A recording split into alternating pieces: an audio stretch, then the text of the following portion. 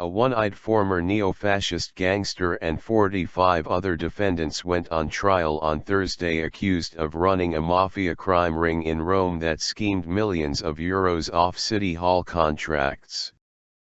Prosecutors say their year-long investigation has laid bare systematic corruption in the city as politicians, bureaucrats, and businessmen hooked up with mobsters to rig public tenders on everything from creating refugee centers to rubbish collection. Massimo Carminati, a one-time member of Rome's notorious far-right Magliana Gang, and his sidekick Salvatore Buzzi, a convicted murderer, are accused of running the operation, which prosecutors say represented a new type of mafia in Italy. Neither man will appear in court during the trial, which is expected to last until at least next July, but they will follow proceedings via video links from the high-security jails where they are being held. They have denied they have links to the mafia, which would bring them longer prison terms and tougher jail conditions than simple corruption convictions.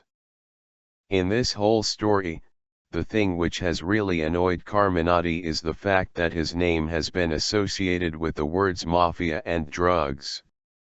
He has nothing to do with the mafia, said his lawyer Gio Suneso as he arrived at the courthouse. Buzzi's lawyer said his client wanted to strike a plea bargain with prosecutors, looking for a maximum 4-year prison term. That is reasonable, given that we deny any mafia involvement, Alessandro Ditti told reporters on Thursday. Wiretaps and video. Prosecutors have some 36,000 hours of wiretaps to back up their case, Italian media reported, as well as secretly filmed videos showing some of the accused receiving bribes and discussing how they manipulated the system.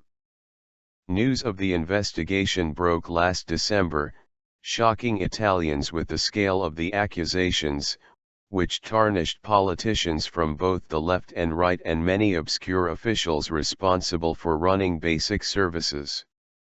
The revelations appeared to go some way to explaining why Rome has fallen into such disrepair in recent years, its roads pitted with holes and its streets strewn with rubbish despite some of the highest local taxes in the country. In Rome we are doing everything we can, but what is lacking is the cooperation of all parts of the city's administration, Raffaele Cantoni, president of Italy's anti-corruption authority, said last week. Rome has shown it does not have the necessary antibodies. An initial, fast-track trial tied to the scandal ended on Tuesday, with 4 defendants found guilty and handed prison terms of between 4 and 5 years. The judge agreed that the graft mechanism represented a genuine organized crime network. Police say it operated like a mafia clan, but independently of established southern mafias such as Sicily's Cosa Nostra, the 'Ndrangheta in Calabria and Camorra in Naples. Public contracts. In exerting such broad political control over public contracts, its focus ran beyond traditional mafia areas of extortion, money laundering and drugs. Prosecutors allege that mobsters flourished in Rome following the 2008 election of right-wing mayor Gianni Alemanno, who is under investigation for graft, but does not face any mafia-related charges and is not involved in this trial.